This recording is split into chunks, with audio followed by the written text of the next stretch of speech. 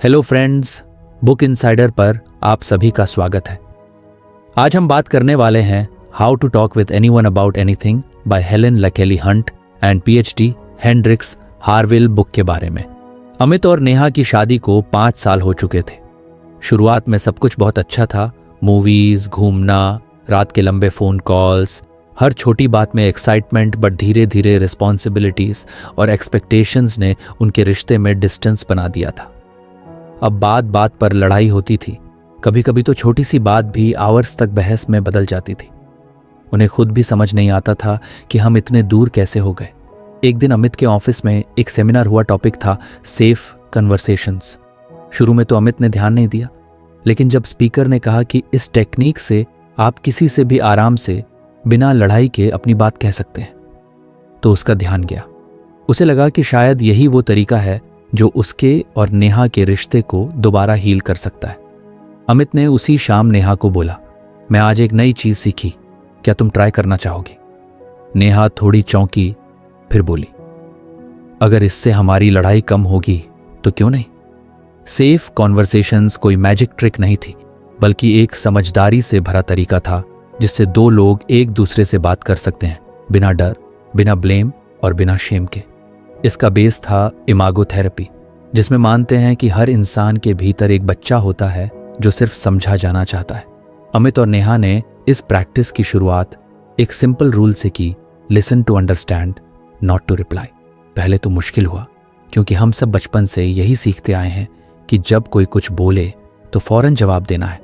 लेकिन अब उन्हें खुद को रोकना था, सामने वाले की बात पूरी सुननी थी और फिर रिफ्लेक्ट करना था। एक दिन ऐसा ही मौका आया। नेहा ने अमित से कहा, मुझे लगता है कि तुम मेरी फीलिंग्स को सीरियसली नहीं लेते। जब मैं तुमसे कुछ कहती हूं तो तुम मोबाइल में लगे रहते हो। पहले वाला अमित शायद डिफेंसिव हो जाता और कहता, तुम भी तो होल डे बिजी रहती हो, मैं कंप्लेन करता हूं क्या?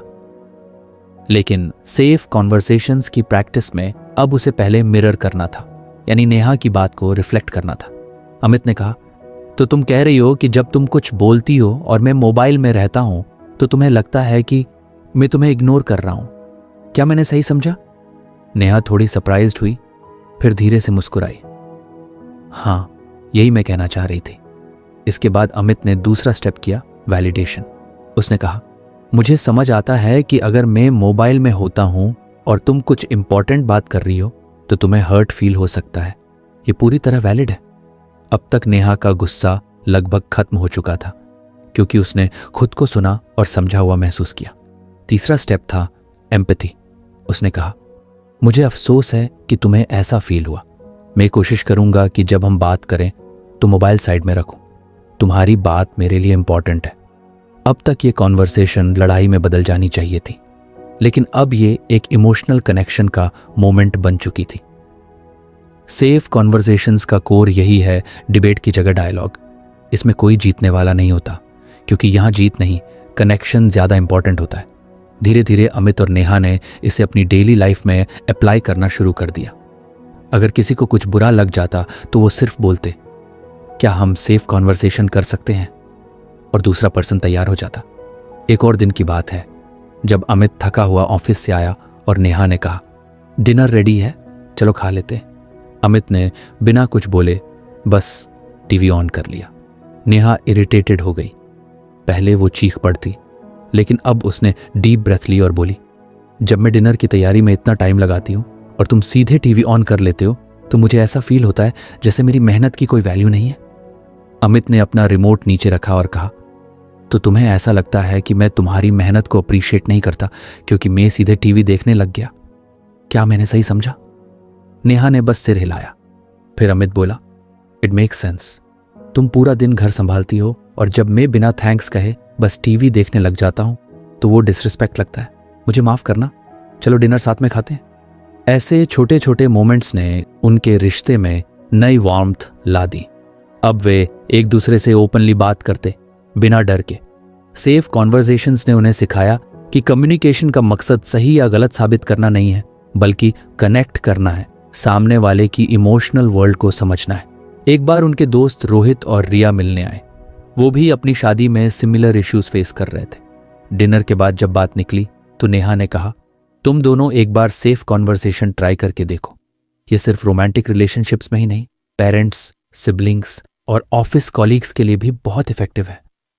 रोहित को थोड़ा डाउट हुआ, मतलब लड़ाई ना हो, ये पॉसिबल है? अमित हंस पड़ा। देख, लड़ाई तो हो सकती है, लेकिन अब वो डैमेज नहीं करती। अब हम एक दूसरे को सुनते हैं, समझते हैं और फिर रिएक्ट करते हैं। सेफ कॉन्वर्सेशंस में एक और मजेदार तरीका था जिसे वो दोनों यूज करने लगे थे, सेंटेंस स्टार्टर्स।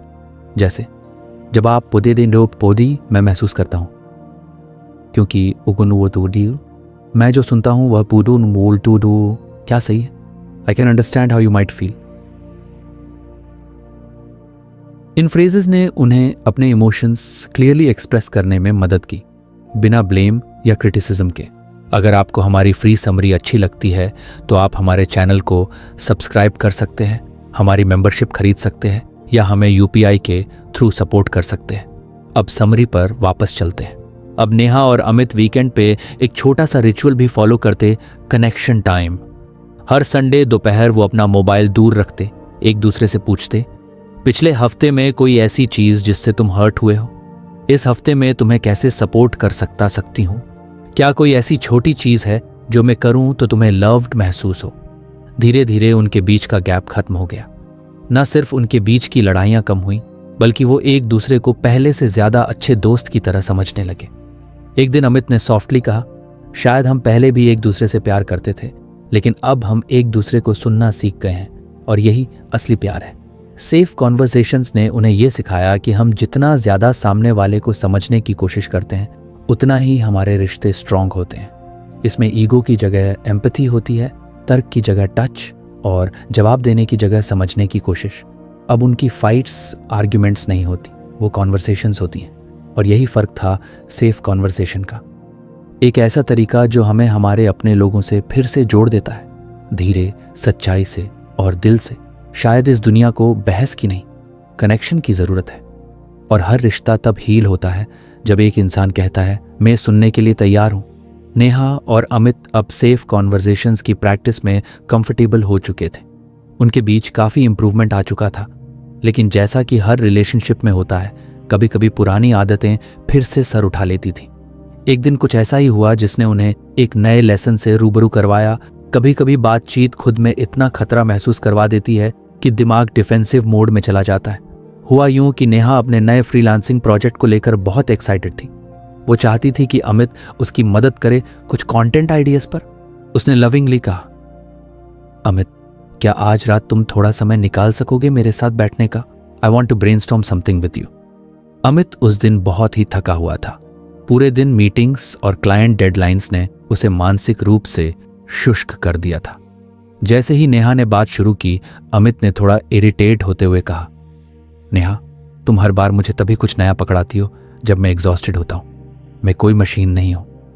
उसका टोन थोड़ा चुभने वाला था। नेहा का चेहरा एकदम ब्लैंक हो गया। वो कुछ कह नहीं पाई, बस चुप हो गई। कमरे में साइलेंस फैल गया।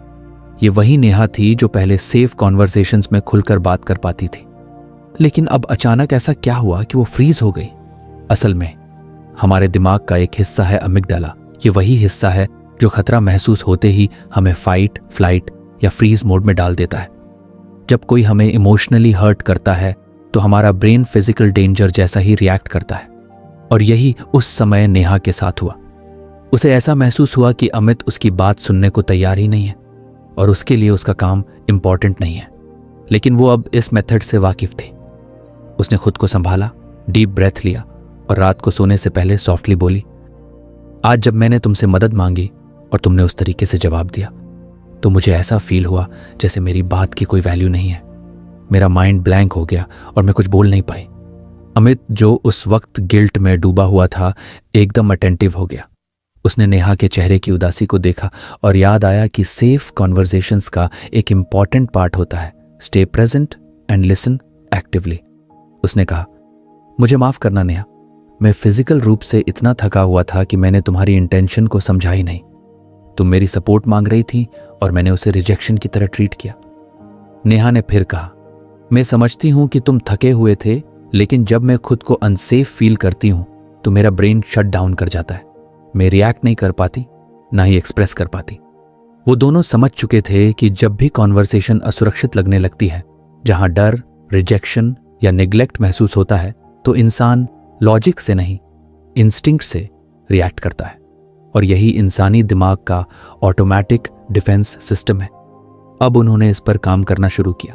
एक स्ट्रैटेजी उन्होंने ये बनाई कि अगर किसी को अनसेफ फील हो रहा हो तो वो सिग्नल दे दे, I am feeling a bit activated, can we pause for a moment. इसका मतलब होता था कि अभी भावनाएं ज्यादा इंटेंस हैं और बातचीत को कुछ देर होल्ड किया जाए ताकि कोई भी डिफेंस मोड में ना चला जाए। एक बार ऐसा ही हुआ जब अमित ने कुछ सार्कास्टिक कह दिया, तुम्हारी लिस्ट तो कभी खत्म ही नहीं होती। यह सुनकर नेहा को फिर वही पुराना फीलिंग आ गया, फाइट या फ्लाइट। लेकिन इस बार उसने काल्मली कहा, I am starting to feel shut down, can we pause for 2 minutes. और दोनों थोड़ी देर चुप रहे, न कोई बात, न कोई टोन, बस प्रेजेंस। अमित ने खुद को शांत किया, वाटर पिया और फिर बोला, शायद मैंने अपनी थकान तुम्हारे ऊपर निकाल दी। तुम सिर्फ अपनी बात शेयर कर रही थी और मैंने इसे लोड समझ लिया। ऐसे मोमेंट्स उन्हें सिखा रहे थे कि बातचीत सिर्फ वर्ड्स का खेल नहीं है, बल्कि इमोशंस का डांस है। और इस डांस में अगर एक भी कदम गलत हो जाए तो कनेक्शन टूट सकता है। अब जब भी कोई कॉन्वर्सेशन ज्यादा इंटेंस हो जाती, वो दोनों एक दूसरे से कहते, लेट्स स्लो दिस डाउन। इसका मतलब था प्रेजेंस में लौटो, सांस लो और सुनो, जज मत करो। एक और नाइट ऐसा ही मोमेंट आया जब नेहा ने अमित से कहा, तुमने आज मम्मी को कॉल किया। अमित थोड़ी चिढ़कर बोला, तुम्हें हर चीज की अपडेट क्यों चाहिए? ये एक सिंपल सवाल था, लेकिन उसके पीछे इरिटेशन था जो नेहा को अनसेफ फील करवा गया। उसने कुछ नहीं कहा, बस उठकर बैल्कनी में चली गई। वहां बैठकर उसने खुद से कहा, मुझे प्रेजेंस में आना होगा। उसने खुद को ग्राउंडेड किया, कुछ देर शांत बैठी, फिर कमरे में आकर बोली, जब तुमने मुझसे उस तरीके से जवाब दिया तो मुझे ऐसा लगा जैसे मेरी कैरिंग को इंट्रोगेशन समझा गया, जबकि मैं बस पूछ रही थी। अमित ने उसके शब्दों को रिपीट किया, तो तुम्हें ऐसा फील हुआ कि तुम केयर कर रही थी, लेकिन मैं उसे गलत समझ बैठा। एग्जैक्टली, नेहा ने सॉफ्टली कहा। इस बार अमित ने महसूस किया कि अगर उसने उस वक्त रिएक्ट कर दिया होता तो शायद वो दोनों फिर डिस्कनेक्ट हो जाते। लेकिन उन्होंने पॉज, प्रेजेंस और एक्टिव लिसनिंग की प्रैक्टिस की थी और वो काम आ रही थी। कम्युनिकेशन में असली जादू तभी होता है जब इंसान पूरे होश के साथ दिल और दिमाग दोनों खोलकर सुनता है, वरना तो हम सिर्फ रिस्पॉन्ड करते हैं, समझते नहीं। सेफ कॉन्वर्सेशंस यही सिखाता है कि जब भी कोई बातचीत खतरे जैसी लगे, कहीं ना कहीं अंदर से कोई वूंड ट्रिगर हो रही है और उस समय कंपैशन जरूरी है, लॉजिक नहीं। नेहा और अमित अब ये भी समझ गए थे कि हर इंसान की डिफेंस स्टाइल अलग होती है। नेहा फ्रीज हो जाती थी, चुप हो जाती, विथड्रॉ कर जाती, जबकि अमित फाइट मोड में चला जाता, वॉइस तेज हो जाती, वर्ड्स शार्प हो जाते। अब जब भी उन्हें लगे कि कोई बात ट्रिगर कर रही है तो वो पहले खुद से पूछते, am I feeling safe right now? और अगर जवाब नहीं होता तो पॉज ले लेते। सेफ कॉन्वर्सेशंस ने उन्हें ये प्राइसलेस टूल दिया था, awareness of their nervous system. एक बार नेहा ने अमित से कहा, जब हम लड़ते थे तो ऐसा लगता था जैसे हम एक दूसरे से लड़ रहे हैं, अब लगता है जैसे हम एक साथ मिलकर उस प्रॉब्लम से लड़ रहे हैं। और यही फर्क होता है, जब कॉन्वर्सेशन अनसेफ से सेफ बनती है तो दो लोग एक दूसरे के खिलाफ नहीं, एक दूसरे के साथ हो जाते हैं। अमित अब अक्सर अपने दोस्तों से कहता, लड़ाई मत रोको, बस अपने रिएक्शन को रिकॉग्नाइज करो। अगर तुम्हें फील हो रहा है कि तुम लड़ने, भागने या चुप रहने की कोशिश कर रहे हो तो अंडरस्टैंड करो कि तुम्हारा ब्रेन अभी डेंजर मोड में है। उस वक्त तुम कोई भी हेल्थी बात नहीं कर सकते। पॉज करो, प्रेजेंस में आओ और फिर कनेक्शन से बात करो। उनकी जर्नी सिंपल नहीं थी, लेकिन अब हर झगड़ा एक मौका बन चुका था सीखने, जुड़ने और ग्रो करने का। शायद यही सच्चे रिलेशनशिप्स की पहचान है, ना कि हम कभी नहीं लड़ते, बल्कि जब भी लड़ते हैं हम कनेक्शन नहीं खोते। सेफ कॉन्वर्सेशंस ने उन्हें यही आर्ट सिखाया, लड़ाई के बीच भी प्यार बनाए रखना और अनसेफ मोमेंट्स को ग्रोथ में बदल देना। और ये कोई थेरेपी रूम की टेक्निक नहीं थी, ये अब उनके रिश्ते का हिस्सा बन चुकी थी। जैसे हर रिश्ता धीरे धीरे मैच्योरिटी की ओर बढ़ता है, वैसे ही उनकी कॉन्वर्सेशन भी इवॉल्व हो रही थी। अब वो सिर्फ बोलते नहीं थे, सुनते भी थे। और जब कोई आपको सच में सुनता है तो आपका दिल बोलने लगता है। रिश्तों में सुधार का सफर अब धीरे धीरे अमित और नेहा के लिए नया नॉर्मल बनता जा रहा था।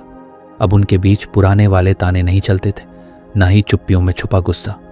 अब जो भी होता वो कहा जाता, but in a safe, conscious way. उन्होंने एक नई हैबिट बनाई थी, हर डिसएग्रीमेंट या इमोशनल मोमेंट में वो डायलॉग प्रोसेस को अप्लाई करते थे। ये प्रोसेस 3 स्टेप्स में बटा था, मिरर, वैलिडेट और एम्पथाइज। और धीरे धीरे ये एक स्किल से ज़्यादा उनका स्वभाव बनने लगा था। एक दिन की बात है, नेहा कुछ दिनों से थोड़ी लो फील कर रही थी। काम, घर और कुछ पर्सनल एक्सपेक्टेशंस ने उसे मानसिक रूप से थका दिया था। उस दिन अमित ऑफिस से थोड़ा लेट आया और आते ही गेमिंग कंसोल चालू कर दिया। नेहा ने बिना कुछ बोले डिनर टेबल पर खाना लगाया, लेकिन उसका मन बहुत भरा हुआ था। खाने के बाद जब दोनों सोफा पर बैठे, नेहा ने धीमी आवाज में कहा, आज जब तुम आए और सीधे गेम चालू कर दिया तो मुझे ऐसा फील हुआ जैसे मैं बैकग्राउंड में चली गई हूँ, जैसे मेरी थकान, मेरा इंतजार सब मैटर नहीं करता। अमित को पहले इंस्टिंक्ट हुआ कि कह दे, अरे यार मैं भी तो थका हुआ था, थोड़ा तो आराम चाहिए ही ना। लेकिन उसने खुद को रोका। उसने डीप ब्रेथ ली और 3 स्टेप्स वाला डायलॉग प्रोसेस शुरू किया, जैसा उन्होंने सीखा था। सबसे पहले अमित ने मिरर किया। नेहा की बात को रिपीट करते हुए कहा, तो तुम कह रही हो कि जब मैं घर आया और गेम चालू किया तो तुम्हें ऐसा लगा कि मैं तुम्हें इग्नोर कर रहा हूं और तुम्हारी फीलिंग्स की कोई इंपॉर्टेंस नहीं है। क्या मैंने ठीक समझा? नेहा थोड़ी सॉफ्टन हुई। उसने धीरे से कहा, हाँ बिल्कुल यही फीलिंग थी। अब आया दूसरा स्टेप, वैलिडेट। अमित ने कहा, देखो तुम्हारा ऐसा महसूस करना समझ में आता है। तुम पूरा दिन अकेली थी, काम और रिस्पॉन्सिबिलिटीज से थकी हुई थी, और जब मैं आया तो तुमने कनेक्शन की उम्मीद की थी। ऐसे में मेरा गेम ऑन करना तुम्हें डिस्कनेक्ट जैसा लगा और वो पूरी तरह रीजनेबल है। वैलिडेशन एक ऐसा स्टेप है जो इंसान के अंदर के छोटे से बच्चे को यह बताता है कि तू गलत नहीं है, तेरी फीलिंग्स सही हैं। यह सिंपल लगता है लेकिन इमोशनल लेवल पर बहुत गहराई रखता है। अब तीसरा स्टेप था एम्पथाइज। अमित ने कहा, मुझे दुख है कि तुमने ऐसा फील किया। अगर मैं तुम्हारी जगह होता और मेरा पार्टनर सीधे गेम में लग जाता तो शायद मैं भी यही सोचता कि वो मुझे नजरअंदाज कर रहा है। मैं समझ सकता हूं कि उस मोमेंट में तुम्हें अकेलापन सा लगा होगा। नेहा की आंखों में अब सॉफ्टनेस थी, गुस्सा नहीं था, बस कनेक्शन। उसने अमित का हाथ पकड़कर कहा, थैंक यू कि तुमने मुझे सुना और समझा। अभी भी थकी हूं लेकिन दिल हल्का हो गया। उन दोनों को यह समझ आ चुका था कि किसी भी रिलेशनशिप में डिसएग्रीमेंट होना नॉर्मल है, पर हर डिसएग्रीमेंट को डैमेज बनने से रोका जा सकता है अगर हम उसे डायलॉग में बदल सकें। अब हर बार जब भी कोई टेंशन होती वो 3 स्टेप्स का ध्यान रखते। एक और दिन ऐसा ही हुआ जब अमित नेहा के किसी सजेशन पर बिना सोचे ही कह दिया, नहीं ये काम नहीं करेगा। नेहा हर्ट हो गई। उसने धीरे से कहा, जब मैं कोई आइडिया शेयर करती हूं और तुम तुरंत मना कर देते हो तो मुझे ऐसा लगता है कि मेरी सोच को तुम वैल्यू नहीं करते। अमित ने तुरंत मिरर किया, तो तुम कह रही हो कि जब मैं तुम्हारे आइडिया को बिना सोचे रिजेक्ट कर देता हूं तो तुम्हें ऐसा लगता है कि मैं तुम्हारी सोच की रिस्पेक्ट नहीं करता। क्या मैंने सही समझा? नेहा ने कहा, हाँ यही। मैं बस चाहती हूं कि तुम सुनो, सोचो, फिर जवाब दो। अब अमित ने वैलिडेट किया। यह बात पूरी तरह से समझ में आती है। जब कोई हमारी बात को पूरी तरह सुने बिना मना कर देता है तो वो डिसरिस्पेक्टफुल लग सकता है। तुम्हारा ऐसा सोचना नेचुरल है। फिर एम्पथाइज करते हुए बोला, मुझे अफसोस है कि मैंने ऐसा फील करवाया। मैं आगे से कोशिश करूंगा कि किसी भी चीज को तुरंत डिसमिस ना करूं और तुम्हारी बात पर प्रॉपरली ध्यान दूं। अब अमित और नेहा ने यह समझ लिया था कि मिरर का मतलब सिर्फ रिपीट करना नहीं है, बल्कि यह दिखाना है कि मैं तुम्हारी बात पूरी अटेंशन से सुन रहा हूं। वैलिडेशन का मतलब है तुम्हारा जो इमोशन है वो मुझे समझ आता है, और एम्पैथी का मतलब है मैं तुम्हारी इमोशनल स्टेट को महसूस कर सकता हूं। यह प्रोसेस पहले मैकेनिकल लगता था लेकिन अब यह नेचुरल हो गया था। उन्होंने इसे प्रैक्टिस करते करते अपनी कॉन्वर्सेशंस का हिस्सा बना लिया था, और इससे एक नया मैजिक हुआ। अब वो सिर्फ कॉन्फ्लिक्ट से नहीं निपटते थे बल्कि इमोशनल इंटीमेसी भी बिल्ड कर रहे थे। एक बार नेहा की छोटी बहन पूजा उनके घर आई। उसने दोनों को बातचीत करते सुना और मजाक में कहा, तुम दोनों किसी थेरेपिस्ट की तरह बात करते हो, इतना काल्मली, इतने समझदारी से। नेहा हंसी, हम थेरेपिस्ट नहीं हैं, बस अब हम लड़ाई से डरते नहीं। हम जानते हैं कि लड़ाई के नीचे कुछ और छुपा होता है, कोई अनमेट नीड, कोई पेन, कोई उम्मीद, और हम बस उसको पहचानते हैं। पूजा को क्यूरियोसिटी हुई, तो ये कैसे करते हो? नेहा ने समझाया, बहन पहले मिरर करते हैं जो सामने वाला कह रहा है, वो रिपीट करते हैं ताकि वो सुना हुआ फील करे, फिर वैलिडेट करते हैं कि उसकी फीलिंग्स वैलिड है, और फिर एम्पैथी यानी कनेक्ट करते हैं उसके इमोशनल वर्ल्ड से। अमित ने जोड़ा, जैसे अगर तुम कहो कि तुम दोनों तो मुझसे मिले ही नहीं आज, तो हम कहेंगे तुम कह रही हो कि हम दोनों ने तुम्हें अटेंशन नहीं दी और इसलिए तुम इग्नोर्ड महसूस कर रही हो। फिर वैलिडेशन, ये बात समझ आती है, कोई भी ऐसा महसूस करेगा। और एम्पैथी, मुझे अफसोस है कि तुमने ऐसा फील किया। सिंपल लेकिन पावरफुल। पूजा चुप हो गई और थोड़ी देर बाद बोली, काश मम्मी पापा भी ऐसे बात करना सीख जाते। ये सुनकर अमित और नेहा को एहसास हुआ कि ये स्किल सिर्फ उनके लिए नहीं बल्कि हर रिश्ते के लिए लाइफ चेंजिंग हो सकती है। अब वो अपने दोस्तों को भी एनकरेज करते कि बस ये 3 स्टेप्स याद रखो, मिरर, वैलिडेट, एम्पैथाइज। चाहे शादीशुदा हो, दोस्त हो या पेरेंट्स, हर कॉन्वर्जेशन में कनेक्शन तभी होता है जब सामने वाला सुना और समझा हुआ महसूस करता है। धीरे धीरे अमित और नेहा ने इसे अपने दिन की रूटीन कॉन्वर्जेशंस में भी यूज करना शुरू कर दिया। जैसे अगर कोई मजाक बुरा लग जाए या कोई छोटी बात हर्ट कर दे तो वो रिएक्ट नहीं करते थे, वो डायलॉग करते थे। अमित कभी कभी खुद से पूछता, क्या मैं आज नेहा को सुना? क्या मैंने उसकी बात रिपीट की, वैलिडेट किया और एम्पैथाइज किया? और नेहा भी यही सेल्फ चेक करती। ये प्रोसेस इतना पावरफुल था कि अब उन्हें लड़ाई से डर नहीं लगता था, क्योंकि अब लड़ाई एक दरवाजा बन चुकी थी और उस दरवाजे के पीछे समझदारी, कनेक्शन और प्यार था। शायद इसी को कहते हैं इमोशनल मैच्योरिटी, जब इंसान सिर्फ खुद की नहीं सामने वाले की दुनिया को भी महसूस करना सीख जाए और जब डायलॉग डिबेट से ज्यादा इंपॉर्टेंट हो जाए। नेहा ने एक दिन अमित से कहा, अब मैं तुमसे कुछ भी कह सकती हूँ बिना डरे, क्योंकि मुझे पता है कि तुम सुनोगे। और शायद ये सबसे बड़ा गिफ्ट है किसी ऐसे इंसान का साथ जो सिर्फ जवाब नहीं देता, दिल से सुनता है। और यही थी उनकी स्टोरी का असली टर्निंग पॉइंट, जहां लड़ाई प्रॉब्लम नहीं थी बल्कि वो एक प्रोसेस थी कनेक्ट होने की, समझने की और एक दूसरे को महसूस करने की। Mirror, validate, empathise, 3 simple steps, पर जिनसे रिश्ते में वो मैजिक आया जो शायद सालों की थेरेपी भी ना ला पाती। क्योंकि जब आप सुने जाते हैं, समझे जाते हैं और महसूस किए जाते हैं तो प्यार अपने आप गहराने लगता है। अब अमित और नेहा की जिंदगी में सेफ कॉन्वर्जेशंस और 3 step dialogue process, mirror, validate, empathise का असर साफ दिखने लगा था। उनके रिश्ते में क्लैरिटी आ गई थी। वो पहले से ज्यादा कनेक्टेड महसूस करते थे। लेकिन एक ऐसी चीज थी जो बीच बीच में उनकी बातचीत को फिर से उलझा देती थी, नेगेटिविटी। ये नेगेटिविटी हमेशा बड़े बड़े झगड़े की वजह से नहीं आती थी। कभी कभी वो छोटी छोटी बातों से शुरू होती थी, एक सार्कास्टिक कमेंट, एक ताना, एक जजमेंटल नजर। और यहीं से शुरू हुआ उनका अगला बड़ा लेसन, 0 नेगेटिविटी रूल। एक रविवार की बात है, नेहा और अमित मार्केट से ग्रोसरीज लेकर लौटे थे। किचन में सामान रखते वक्त नेहा ने देखा कि दूध का पैकेट लीक कर रहा था। उसने बस इतना कहा, अमित, ध्यान क्यों नहीं देते यार, हर बार कुछ ना कुछ भूल जाते हो। ये बात छोटी थी लेकिन उसमें एक नेगेटिविटी थी, ब्लेम का टच। अमित पहले से ही थका हुआ था और उस कमेंट को सुनकर एकदम डिफेंसिव हो गया। उसने तुर्शी से जवाब दिया, ओह, तो अब सब गलती मेरी ही होती है, तुम परफेक्ट हो ना। वातावरण एकदम टेंस हो गया। ये वही लोग थे जो अब सेफ कॉन्वर्जेशंस की प्रैक्टिस कर रहे थे, लेकिन उस वक्त वो सब भूल गए थे। दोनों ने चुपचाप अपने अपने कमरे में चले जाना बेहतर समझा। कुछ देर बाद नेहा बैल्कनी में बैठी सोच रही थी, मैंने कुछ बुरा तो नहीं कहा था, बस इतना ही तो कहा कि ध्यान नहीं दिया। लेकिन अमित इतना डिफेंसिव क्यों हो गया? फिर उसे याद आया कि उनके लास्ट सेशन में उन्होंने एक कॉन्सेप्ट पढ़ा था, नकारात्मकता संवाद के लिए विषाक्त है। और यही हो रहा था। उसका एक छोटा सा ब्लेम भरा कमेंट अमित के लिए एक इमोशनल ट्रिगर बन गया था। थोड़ी देर बाद अमित भी सोफे पर बैठा रिफ्लेक्ट कर रहा था।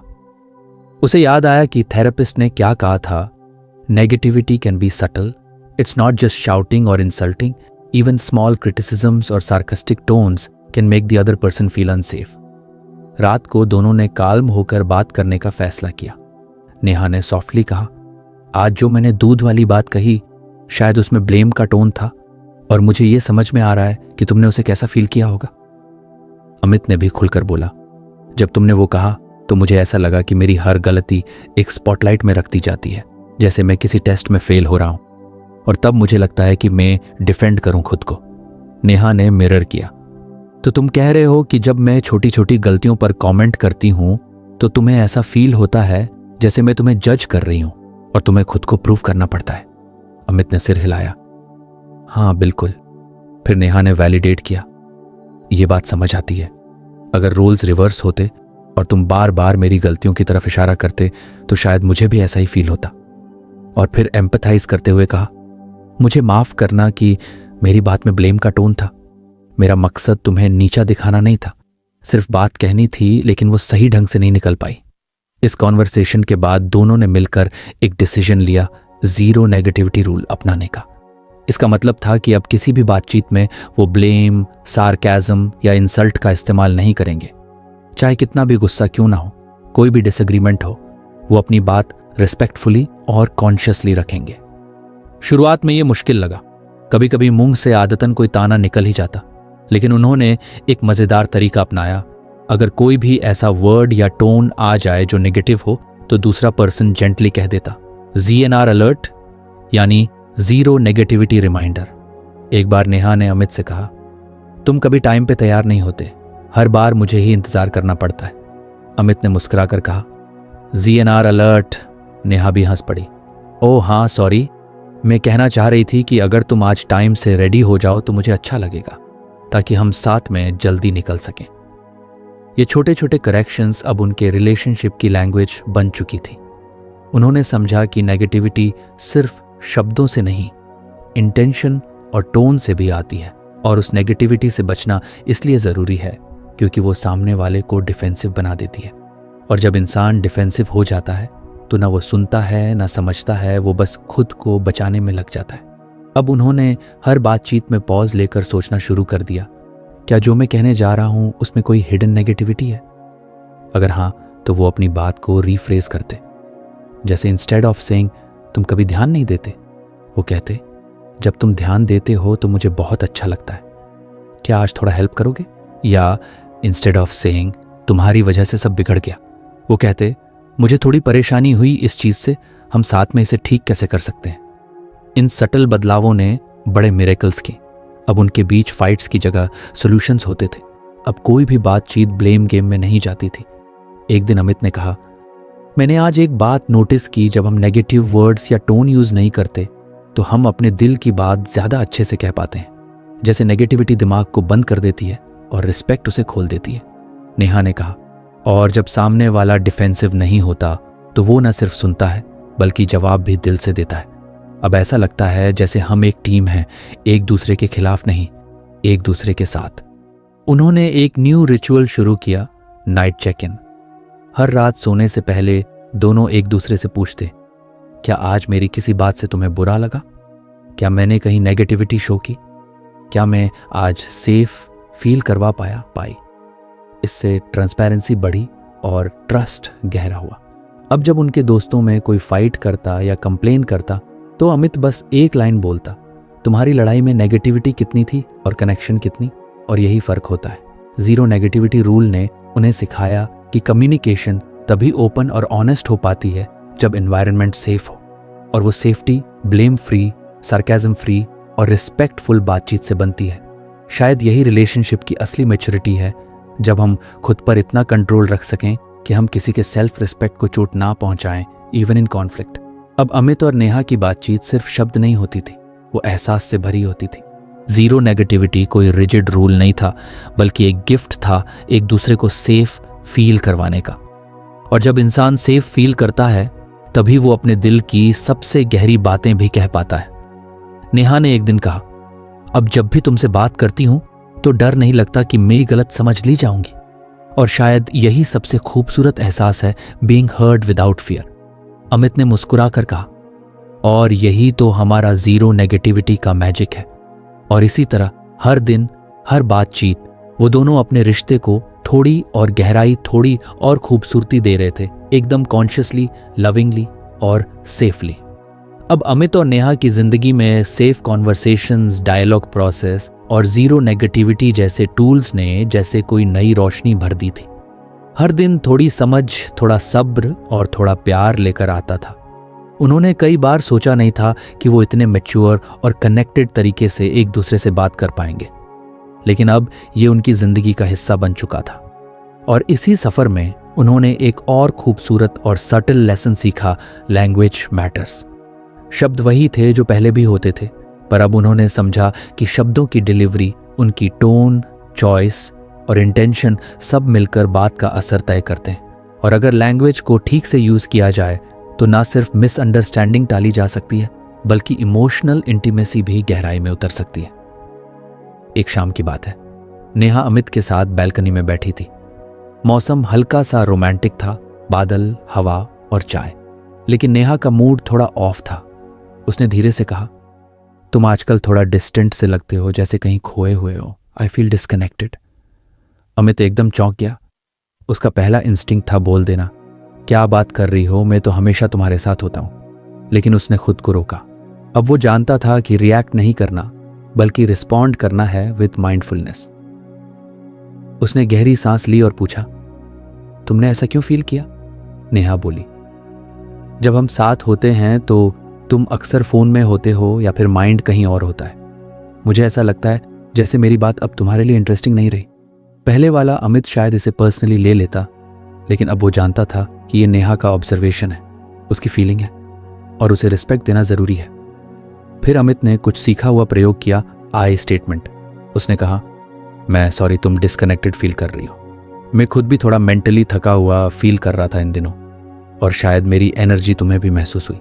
नेहा ने महसूस किया कि अब बात ब्लेम से नहीं, इंट्रोस्पेक्शन से हो रही है, और यही फर्क होता है। फिर उसने भी एक आई स्टेटमेंट यूज किया, आई फील अलोन। जब हम साथ होते हुए भी इमोशनल कनेक्शन नहीं बना पाते, मुझे अच्छा लगेगा अगर हम दिन में थोड़ा सा टाइम बस एक दूसरे से जुड़ने में लगाएं। लैंग्वेज के इस तरीके ने कम्युनिकेशन को एकदम ग्राउंडेड और वार्म बना दिया। इसमें ना कोई एक्यूजेशन था, ना कोई डिफेंस, बस अपनी फीलिंग को पूरी ईमानदारी से रखना। अमित ने फिर टोन पर ध्यान दिया। उसने सॉफ्टली और स्टेबल वॉइस में कहा, लेट्स डू समथिंग। हर शाम 15 minute, no phone, no distractions, बस तुम और मैं, बस बैठेंगे, एक दूसरे को देखेंगे, बात करेंगे। How does that sound? Neha की आंखें नम हो गईं, पर खुशी से उसने बस हाथ पकड़ लिया और धीरे से कहा, यह सुनने में बहुत अच्छा लगता है। अब उन्होंने अपने रोजमर्रा की कॉन्वर्सेशंस में भी कॉन्शियस लैंग्वेज का प्रयोग शुरू कर दिया था। जैसे अगर किसी को किसी चीज से परेशानी होती तो वो कहते, व्हेन यू अपम was I feel but worry because अतोनिलर्स। जैसे एक दिन नेहा ने अमित से कहा, जब आप हमारी वॉक प्लान को लास्ट मिनट में रद्द करते हैं, मैं निराश महसूस करती हूँ, क्योंकि मैं उस समय के साथ आपकी प्रतीक्षा करती हूँ। और अमित ने जवाब में कहा, धन्यवाद आपकी साझा करने के लिए। I didn't realise it mattered that much to you. I will make sure we prioritise it. ऐसे स्टेटमेंट्स ना सिर्फ क्लैरिटी लाते, बल्कि सामने वाले को अटैक्ट नहीं फील कराते। अब उनकी भाषा ब्लेमिंग से हटकर कनेक्टिंग बन चुकी थी। कभी कभी अमित अगर देर से ऑफिस से आता और नेहा अपसेट होती, तो वो अब ये नहीं कहती, तुम्हें मेरी परवाह नहीं है। वो कहती, आई फील इग्नोर्ड। जब तुम्हारे आने पर हम एक दूसरे से प्रॉपरली कनेक्ट नहीं कर पाते। और अमित भी अब डिफेंसिवनेस में रिप्लाई नहीं करता था। वो जवाब देता, I understand, I be more mindful tomorrow, can we sit and talk for a few minutes now. इन स्मॉल चेंजेस ने उनकी कॉन्वर्जेशंस को हीलिंग बना दिया था। एक दिन वो अपने पुराने चैट्स देख रहे थे 3 साल पहले के। वहां हर दूसरे मैसेज में सार्केज्म, ब्लेम या फ्रस्ट्रेशन था। अमित ने हंसते हुए कहा, यार हम तो पहले जैसे लॉयर थे, हर बात में पॉइंट प्रूफ करने में लगे रहते थे। नेहा भी हंसी। अब लगता है जैसे हम दोनों आर्टिस्ट बन गए हैं, हर बात में कुछ सुंदर गढ़ने की कोशिश करते हैं। फिर उन्होंने उस दिन खुद से एक वादा किया, हर वर्ड, हर टोन, हर सेंटेंस एक गिफ्ट होगा जो कनेक्शन बढ़ाएगा, दूरी नहीं। उन्होंने लैंग्वेज को एक टूल की तरह नहीं, एक ब्रिज की तरह इस्तेमाल करना शुरू किया। जहां पहले शब्द रिश्ते तोड़ देते थे, अब वो रिश्ते जोड़ते थे। अब अगर कभी उनके बीच कोई आर्ग्यूमेंट होता भी तो वो एस्केलेट नहीं होता, क्योंकि उन्हें अब पता था कि भाषा का चुनाव कैसे करना है, टोन को कैसे शांत रखना है और अपनी बात को आई स्टेटमेंट्स में कैसे रखना है जिससे सामने वाला डिफेंसिव ना हो। तो फ्रेंड्स, ये थी हमारी आज की बुक समरी। आपको कैसी लगी कमेंट करके ज़रूर बताएं, और धन्यवाद आपका समरी एंड तक सुनने के लिए।